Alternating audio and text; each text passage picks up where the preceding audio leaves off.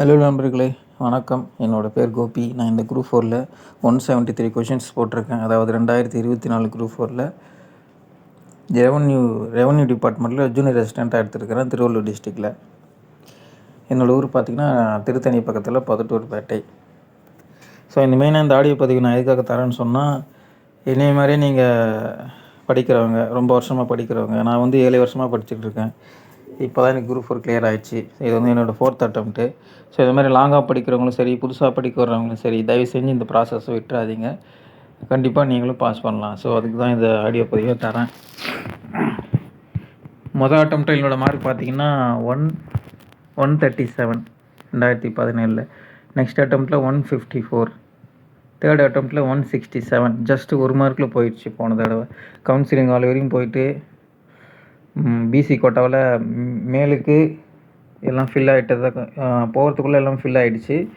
So பிசிவிலாம் போயிருந்தேன், counselling hall உள்ளே போனேன்.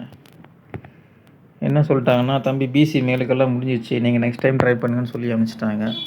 ஸோ போன தடவை கவுன்சிலிங் வரையும் போயிட்டு வெறுங்கை வீசிட்டு தான் வந்தேன். புதுசாக படிக்க வரவங்களுக்கு கடைசியாக ஒன்று சொல்லிடுறேன். இனிமேல் இது வரைக்கும் போஸ்ட் வாங்காதவங்களும் சரி, ப்ரீவியஸ் இயர் கொஷின் அனலைஸ் மஸ்ட்டுங்க. அந்த அனலைஸ் தான் உங்களை அடுத்த லெவலுக்கு எடுத்துன்னு போகும். Previous year question analyse, Tamil நல்லா படிங்க, எக்ஸாம்பிள்ஸ் இலக்கணத்துக்கு நிறையா பார்த்துக்குங்க. புக்கில் என்ன இருக்கோ அதை அப்படியே மனப்பாடம் பண்ணிக்கங்க புரியலன்னா. ஓகே, நெக்ஸ்ட்டு வந்து கரண்ட் அஃபேர்ஸ்க்கு வந்து தேர்வு பெட்டகம் ஃபாலோ பண்ணுங்கள். தேர்வு பெட்டகத்தில் வந்து முக்கியமான டாபிக் மட்டும், Indian current affairs, Tamil Nadu current affairs, economics, geography, science and tech, இந்த 5 டாபிக் மட்டும் பாருங்கள் கரண்ட் அஃபேர்ஸுக்கு தேர்வு பெட்டகத்தில். ஏன்னா ஒரு மாதத்துக்கும் வரும், அது தேர்வு பெட்டகம் டைப் பண்ணாலே கூகுளில் வரும். ஒரு மாதத்துக்கும் வரும், தமிழ்லேயே வரும். நீங்கள் அதில் வந்து ஒரு 5 டாபிக் மட்டும் பாருங்கள். ஏன்னா அது ரொம்ப பெருசாக இருக்கும். ஒரு பிடிஎஃப்பும் ஒரு மாதத்துக்கு 200 பேஜுக்கு மேலே வரும். நீங்கள் இந்த 5 டாபிக் மட்டும் பார்த்தீங்கன்னா உங்களுக்கு ஓரளவுக்கு மார்க் கிடைக்கிறதுக்கு சான்ஸ் இருக்குது. அதுக்கப்புறம் யூடியூப்பில் சஞ்சு கரண்ட் அஃபேர்ஸ் அப்படின்னு ஒரு சார் இருக்கார், அதை ஃபாலோ பண்ணுங்கள். லாஸ்ட் டைம் நான் ஃபாலோ பண்ணியிருந்தேன். கரண்ட் அஃபேர்ஸில் ஒரு 4 கொஷின் அவர் சொன்னதுலேருந்தே வந்துருச்சு. நீங்கள் அவரையும் ஃபாலோ பண்ணுங்கள், சஞ்சீவ் கரண்ட் அஃபேர்ஸு. சயின்ஸுக்கு நீங்கள் செலக்டிவ் லெசன்ஸ் மட்டும் படித்தா போதும். ஏன்னா இப்போ 5 மார்க்காக குறைச்சிட்டாங்க. சிலபஸ் என்ன இருக்கோ அதுபடி செலக்டிவ் லெசன்ஸு, முக்கியமாக 10th science, 8th science, 9th science. 9th கூட ஓரளவுக்கு ஓகே தான். நீங்கள் 8th 10th நல்லா பார்த்துங்க. சரி, ரொம்ப நாள் படிக்கிறவங்க சரி, இப்போ சிலபஸ் சேஞ்ச் பண்ணிட்டான்னு சொல்லிட்டு பயப்படாதீங்க. இன்னுமே கொஞ்சம் ஈஸி தான் இது. ஆனாலும் அவங்க கொஷின்ஸ் வந்து எப்படி வேணால் கேட்கலாம். ஒரு நாளைக்கு வந்து நீங்கள் ஒரு 10 மணி நேரம் எடுத்துக்கோங்க.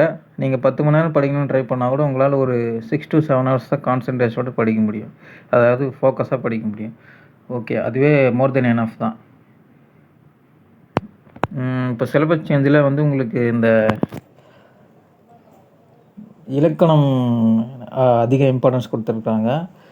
நீங்கள் என்ன பண்ணீங்க, 6 to 12 ஸ்கூல் புக்கில் இருக்கிற எக்ஸாம்பிள்ஸ் ஒவ்வொரு இலக்கணத்துக்கும் போட்டு எக்ஸாம்பிள்ஸ் இருக்கும். ஒவ்வொரு இலக்கணத்துக்கும் இப்போ வினையச்சம், பெயரச்சம், அந்த மாதிரி எக்ஸாம்பிள்ஸ் இருக்கும். அதை வந்து அந்த எக்ஸாம்பிள்ஸை முடிஞ்ச வரையும் புரிஞ்சுக்கிட்டு படிங்க. முடியலன்ற பட்சத்தில் நீங்கள் மனப்பாடம் பண்ணிவிடுங்க. அதுதான் பெஸ்ட்டு.